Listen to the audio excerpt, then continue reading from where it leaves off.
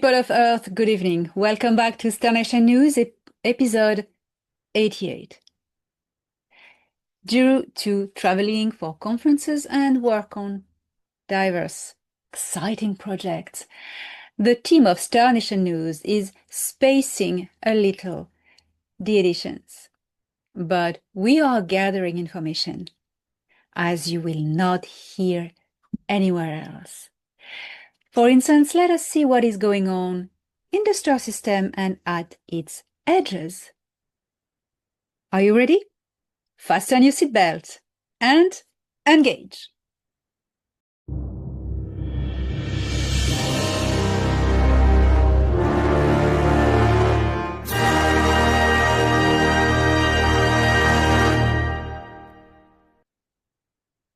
The war against the Siccar Empire could be considered as complete, but it is not. The galaxy is still unsafe, and as rogue Siccar squads are roaming all over the galaxy to try to plunder and fight until their last breath for honor, they are behaving like, we could say, the Vikings or the Klingons of the galaxy. It has been their choice. As by the rules of the Galactic Federation of Worlds respecting the law of free will, they were offered surrender. But some cultures do not integrate the notion, not even the word, of surrendering in their vocabulary and their social behavior. A group of rogue Siccar, a squad composed of 30 little ships. It was quite a big squad, considering the rogue groups are very faint and not very numerous and easily manageable. A group of 30 rogue little ships approached Sol, the Sol system. They approached the plasma shield of the star system, but as you know, the fleet of 500 motherships of the Intergalactic Confederation are now parked and positioned all around the Sol system as a defense shield. So nothing can pass that is not authorized. It was quite of an alert, and the Galactic Federation of Worlds located in our star system, the Sol system, got an alert and an extraordinary meeting. That is what has happened on September 9th. My contact, Thorhan, gave me a whole briefing about this, and it occurred that the squad of Siccar were totally neutralized. Now they're not taking prisoners. They've really passed this level. They have killed them because enough is enough. The Siccar had no contact within the star system, which is good news. Really good news. That means there's nobody reptilian in the star system, despite the wide quantity of hybrids. Nobody is sending signals, which is very good, very good, very good. The Galactic Federation of Worlds also checked by the good operations of the battle station XLR-6, or commonly known by the Earth military as the Excelsior, name given by the Earth people. The personnel of the battle station has also investigated into interdimensional leaks, because we know that reptilians, especially Draco-reptilians, have this ability to jump dimensions. They used to do that a lot, especially the Sigma Draconis Giansar, who were part of the empire of the Siccar, but not Siccar themselves. Gyansar is a race that is cousin to the Sika. They were checked and there's no interdimensional leak. So, all is well, but there's some action outside of the star system, and if it wouldn't be for the Intergalactic Confederation and the Galactic Federation of Worlds, the star system would be gone, like in the Lion Wars. It is true that as long as the public-civilian contact hasn't occurred, the civilian people cannot really know everything that is going on, so that is why I'm here as your bridge and emissary to give you the fresh news from the galaxy and the star system. Talking about the star system, Sol, beautiful Sol, shifting in a fifth density, transiting to fourth, and soon really balancing. You starting to see a lot of things and hear a lot of things. There are worlds that you are about to discover, planet after the orbits of the known planets. These planets were hidden in the fifth density, and now you can see them. You will be able to notice them, and NASA is going to announce more and more extra planet after the orbit of Pluto. So that's going to be another wonderful world and time of exploration of this star system. And this is going to be amazing. There's a planet that was called Ammonite. This planet is in the fifth density. So directly. So you're going to see more and more and hear soon about another one. I may remind you that the famous planet X is not Nibiru. The planet 9, it is not. Nibiru is a mothership actually parked near Jupiter. Talking about Jupiter now, I am bringing you to the orbit of the giant gaseous king. And this powerful, beautiful presence king with an electromagnetic field that has been sheltering us from many comets and asteroids, because the orbit of Jupiter is like vacuuming everything that passes by, protecting the rest of the star system. It's like a vacuum in our star system. The orbit of Jupiter has different things interesting at the moment. The mothership of Ea, the Nibiru, is parked in the upper orbit of Jupiter at the moment, temporarily. Also, the moon Europa is also going to be the theater of some incredible event. Europa is inhabited by different colonies and missions from different places in this galaxy and beyond. There are a big colony of people from another galaxy who are members of the Intergalactic Confederation, the Ilarthians. The Ilarthians are humanoids with wings, incredibly beautiful. They are very discreet. They do not interfere with the stories of Earth, but they have a protection agreement with the other colonies and the beings on Europa. On Europa, there's a whole ocean beneath the ice. And in this ocean, there are so many bases, these underwater complexes that are huge. It's cities, literally cities with domes. You would even think you are in full daylight. It's so big, but above it, it's water. It's incredible. They have their own light system, heat system, energy system. This is actually incredible, and they are here since a long time.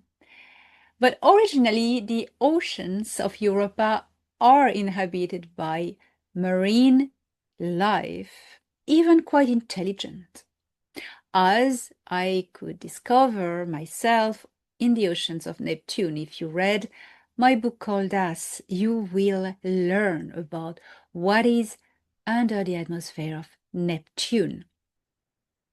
Europa has started to send signals.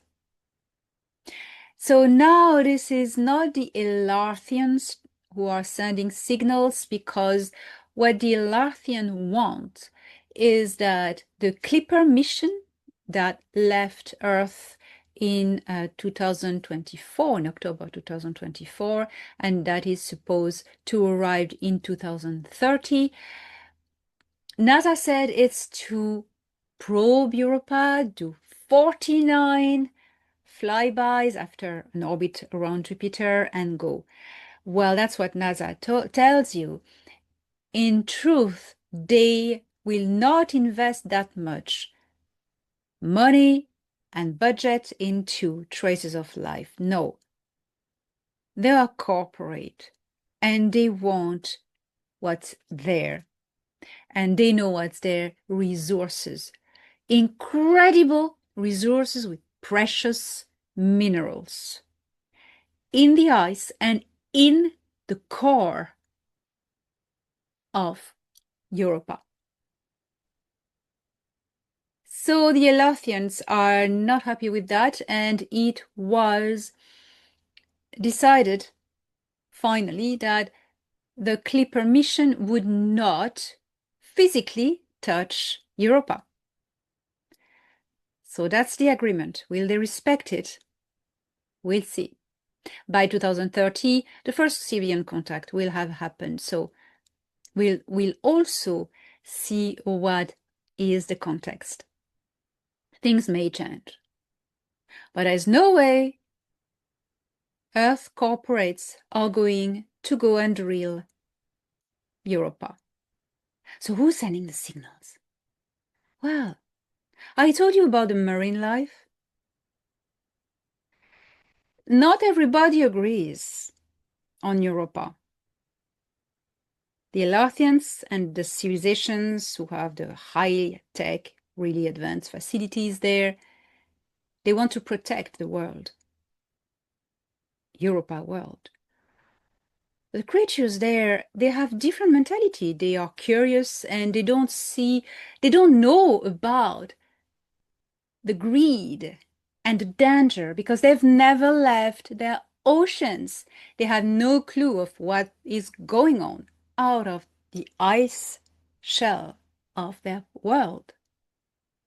So they're quite genuine and they're excited to make contact with another civilization, another one, but they are strongly advised by the Elarthians and the other people of the Intergalactic Confederation not to interact, but nonetheless, free will, they send signals.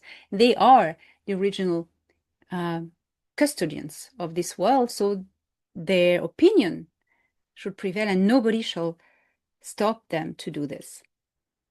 So what's going to happen is that they are going to manifest signs of life, which is okay. It's going to be fun. Oh, there's life on Europa. We'll have to come back. Another 20 years, maybe not, probably not, because first contact will have happened. So things will just get really together in good synchronicity. It will be fine and exciting. So this is for Europa. And now, what is also going on around Jupiter? So many things. The hub is being still in construction. You know, it takes time. They add modules and other modules. The Earth Alliance is in total control now. The Altians are there as just a backup, like a surveillance. If anybody needs something, there's a detachment of Altians there. The Agaroth have also installed a Council of Five facilities. It's now developing into a diplomatic hub. So Ganymede will just be a relic of the past as a diplomatic hub before the liberation of the star system and the opening of the Stargate, Jupiter Stargate. So now the hub is becoming the hub.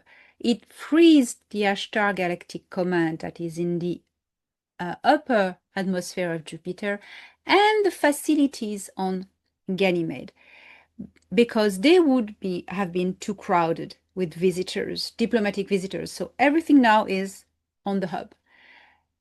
So it recalibrates the role of the Ashtar Galactic Command Outpost in the upper atmosphere of Jupiter as just surveillance and mercenary force if needed. And Ganymede is more hosting very high quality guests. EA as well has offered to receive high quality guests, high standard guests on the Nibiru as well. And also, you know, I told you about scientists from the Earth Alliance having access to the libraries of the Nibiru. Well, only the Abakir. The Abakir is the library with the tablets and the cones, not the Mad Kahal, not the others, just a simple library about the galaxy and the history of our star system. So that is very good, but not all scientists. Of course, a selected lot. The first were the ones who are taking part to the expedition to Saturn last year, who are staying on Titan, moon of Saturn, remember? And now it has a bit developed on some other scientists, so it's very exciting.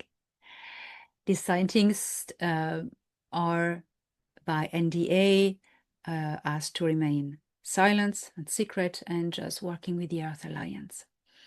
So that's going to be really, really good when everything is going to really come out in the public. What is going on also in around Jupiter? It's not finished. I still have something to bring you.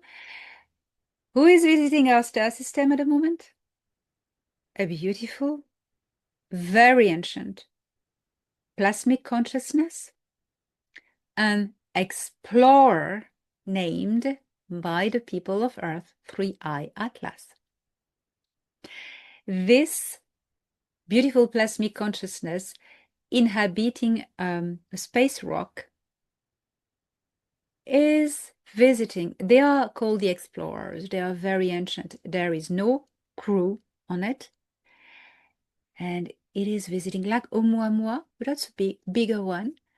It comes from the center of the galaxy, but it was roaming before here and there.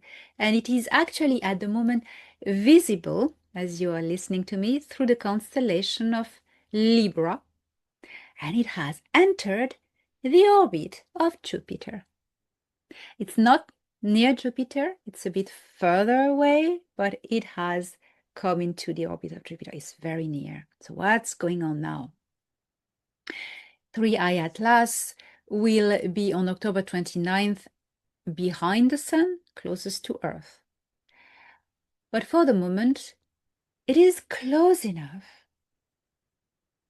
that we can communicate with him. This plasmic being is very benevolent. He's curious. He's gathering data because he's curious. He wants to learn from all the civilizations, the cultures, the consciousnesses he is passing by. And it is gathering data. So actually, Prince Ea told me a lot about it, about his ancientness, about his wisdom. This plasmic consciousness is absolutely, absolutely amazing. And you can all connect with it. Look through the constellation of Libra, and if you have on your mobile phone, for instance, an app such as myself, I have an app called Star Walk 2, but there are others. I find Star Walk 2 quite good. You type an object, you put your location, and it's going to point you in the sky where it is. So type 3I Atlas and you'll find it, and you can just enter in a meditation. Raise your frequencies and make the bond from your consciousness to his consciousness, and you will discover the beauty of these beings. I know many people who have already connected to it. I have connected to it. That's why I can tell you about it. This being is absolutely wise. Only making a simple connection is already making you wanting to cry. I promise you, he's so beautiful and he can teach you and tell you things about the galaxy, about the time before Earth, before our star system even was created. He can tell you a time of the origins of Nataru. He can tell you about the heart of other galaxies, other cultures he has met and explored and watched. So I am advising you to take this opportunity to connect with it and share your experience. This very beautiful being. This is contact. He is making contact. By distance, he will not interfere, but you can communicate. Whoever is open to communicate with him will. So this is a great, great adventure.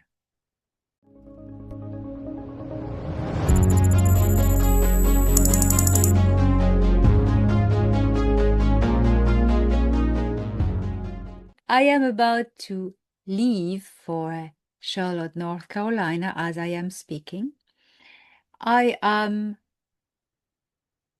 eagerly waiting to share with you my information about the Genesis and the origins of everything. See you there in Charlotte. And in the meantime, connect with it. Connect with Free Eye Atlas. You won't regret it. It is a beautiful experience. Much love to everyone, and see you next week for a new Nation News. The children of Eve have spread so wide, immortal gold their hearts confide, beneath the tree where secrets rest, Ninhursa's truth remains the test. Golden veins like rivers flow through ancient past we'll never know, in the shadow of the tree so deep, where secrets lie and God still sleeps. Eve was cast from golden dew in Nibiru's garden, born anew. Mysteries carved in timeless stone, a legacy of worlds unknown. Through cosmic winds her whispers sing, a melody on shimmering wing. The stars they burn with stories old of Eve's descendants, brave and bold. Golden veins like rivers flow through ancient past we'll never know, in the shadow of the tree so deep, where secrets lie and gods still sleep. Ninhursa holds the sacred key, hidden where knowledge meets the sea, the secret